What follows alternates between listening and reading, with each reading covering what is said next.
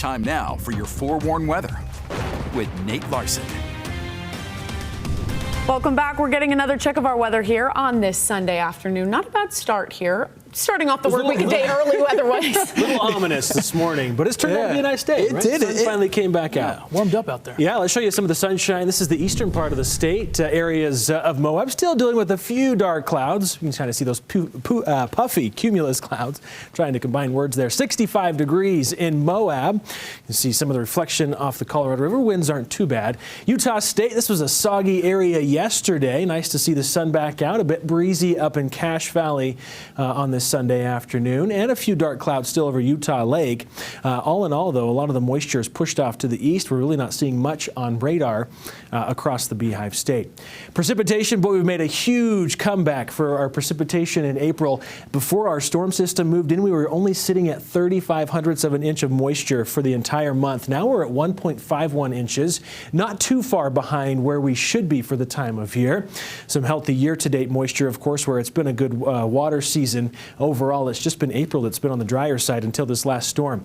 Headlines then, we're staying slightly unsettled for the beginning of this next work week. We've got roller coaster temperatures yet again. We're going to see a nice warm up before we slide back down to below average conditions. Looking at mainly a few mountain showers. We're going to keep a slight chance in for some of the valleys, but then things calm down towards the end of the week. High pressure should build back in. Here's those roller coaster temperatures. Highs on Monday, close to 70, so average high temperature about mid-60s for this time of year. We slide all the way down into the mid-50s through Wednesday as a storm system clips northern Utah with rebounding conditions towards the end of the week. Walking you through some of the moisture content, there's really not a lot. We'll see some of the clouds. Again, mainly the northern half of the state. There's a weak front moving through on Monday. It's mainly a dry front. Again, a chance for a few mountain showers. I think for the valleys, it's on the quiet side. This kind of kicks off that slide with temperatures. A reinforcing system behind it clips the area, brings in a little bit of moisture again on Tuesday. Generally, little if any impacts are expected. Mainly a few clouds and a few isolated showers into early Wednesday across central Utah. And then that next feature, clipping us yet again Wednesday into Thursday, could generate a slight chance of a few showers, I think, into early Thursday before things quiet down into the end of the week. So we're staying slightly unsettled, not nearly the moisture content that we saw over the weekend. In fact, models having a hard time picking up on any measurable precipitation for much of the state for the next 5 days, a few hundredths of an inch or maybe just a hundredth of an inch here and there, exception being Rock Springs, maybe a tenth of an inch expected as we get into the next 5 days. Monday's highs near 70 tomorrow, so we warm up even more so from today. 68 expected in Nephi. Price also 68. Moab upper 70s, very comfortable temperatures across the southeast corner.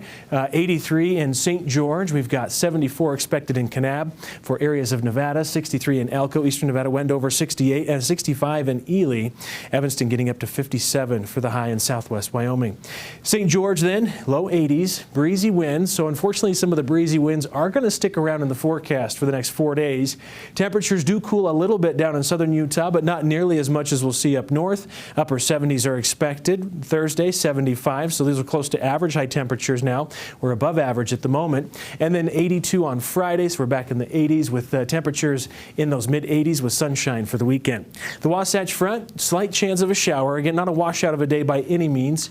70 degrees on your Monday. Plan on breezy winds up north as well. More sunshine expected Tuesday.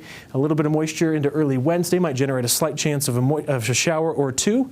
Temperatures dropping will be the biggest impact. Notice overnight lows in the 30s. If you've already done a little bit of planting, we're not expecting freezing temperatures, but might be cold enough if you've got some sensitive vegetation. You might want to cover it up Monday night into Tuesday, and again Wednesday night into Thursday. Temperatures in the upper 50s, breezy winds, and then sunshine taking back over Friday, Saturday, upper 60s and mid 70s expected for highs.